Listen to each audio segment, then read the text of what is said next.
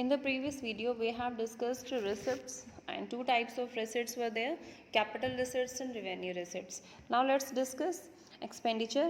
What do you mean by expenditure here? Any disbursement of cash or transfer of property or incurring a liability for the purpose of acquiring assets, goods or services is called expenditure. Cash में हम कोई भी payment करते हैं, cash में अगर कोई भी प्रॉपर्टी ट्रांसफ़र करते हैं, राइट, कोई असेट्स हम लेते हैं या किसी से लायबल हैं, यानी कि गुड्स खरीदने में, असेट्स परचेज करने में हमने कोई भी खर्चा किया है, उसे हम क्या कहेंगे? Expenditure. It means that any type of payment for the receipt of a benefit is called expenditure.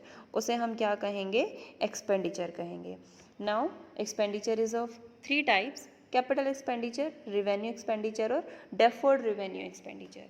Capital जो लंबे समय के लिए हम खर्चा करते हैं, दैट इज़ कैपिटल एक्सपेंडिचर.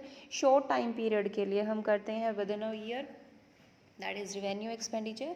और डेफर्ड रिवेन्यू में जिनका टाइम पीरियड हमारा 3 to 7 ईयर्स के बीच होता है, वो होते हैं हमारे deferred revenue expenditure. So let's discuss one by one. First is capital expenditure.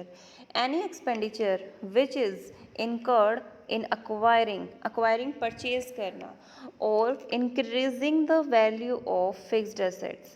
अगर फिक्स्ड असेट्स की वैल्यू को हमें इंक्रीज़ करना है या हमने कोई ऐसा खर्चा करना है जिसमें हमें कोई परचेज़ करनी है, is termed as capital expenditure. उसे हम कैपिटल एक्सपेंडिचर कहते हैं. Let's take an example: the amount spent on the purchase और erection of building, plant, furniture. Erection, उसकी कोई रिपेयरिंग्स वगैरह करानी है अगर हमें, तो अगर मैंने किसी बिल्डिंग पे रिपेयरिंग कराई है तो वो लंबे समय के लिए ही तो मुझे बेनिफिट देगी ना. That is called capital expenditure. That expenditure is known as capital expenditure. Such expenditure yields benefit over a long period and hence return in assets. तो इस तरह के खर्चों को हम कहाँ लिखते हैं? असेट साइड्स में लिखते हैं. नेक्स्ट है हमारे पास revenue expenditure. Any expenditure the full benefit of which is received during one accounting period. सिर्फ एक साल के अंदर अंदर जिसका बेनिफिट हमें मिल जाता है, is termed as revenue expenditure. As such, all the revenue expenditures are debited to trading and P&L account. इन्हें हम डेबिट करेंगे ट्रेडिंग एंड P&L में. Such expenditure does not result in an increase in earning capacity of business. इस तरह के खर्चे हमारे business की अर्निंग कैपेसिटी को इंक्रीज नहीं करते हैं, but only helps in maintaining the existing earning capacity. सिर्फ अर्निंग कैपेसिटी को, यानी कि जो एग्जिस्टिंग अर्निंग कैपेसिटी है उसे मेंटेन करके रखते हैं, उसी में ही हेल्प करते हैं. It also does not bring into existence an asset of an enduring nature. Next है हमारे पास deferred revenue expenditure. These are certain expenditures which are revenue in nature. जो रिवेन्यू इन नेचर होता है, time period कम होता है, but the benefit of which is likely to be derived over a number of years. लेकिन जिनका benefit हम काफ़ी सालों तक ले सकते हैं, उस तरह के एक्सपेंडिचर्स को हम डेफर्ड रिवेन्यू एक्सपेंडिचर कहते हैं. The benefit of such expenditure generally lasts between 3 to 7 years. This is most important according to 1 marks question, that what is the time period of deferred revenue expenditure. So time period is 3 to 7 years.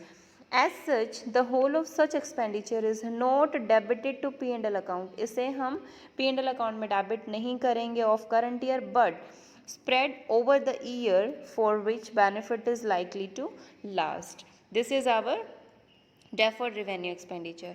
Thus, only a part of such expenditure is taken to P&L account. हम overall नहीं लेके जाएंगे, सिर्फ उसका कुछ part लेके जाएंगे every year, and the unwritten off portion, यानी कि जो part हम नहीं लेके गए, is allowed to stand on asset side of the balance sheet. उसे balance sheet की हम asset side में mention करेंगे. Let's take an example. A firm spent a huge amount of rupees 2 lakh on advertising to introduce a new product in the market. A firm want to launch his product in the market and spend 2 lakh on that product on advertisement, and it is estimated that its benefit will last for 4 years. In this case, rupees 50,000 will be charged to P&L account of each year for 4 consecutive years. How we calculate 50,000 here? Because that firm spent 2 lakh on advertising and he estimated that this advertisement will give benefit for 4 years. So if we divide both, then we will get 50,000 in a year. So he will charge 50,000 every year in P&L account. So this is the portion of deferred revenue expenditure. Revise these concepts. Thank you so much.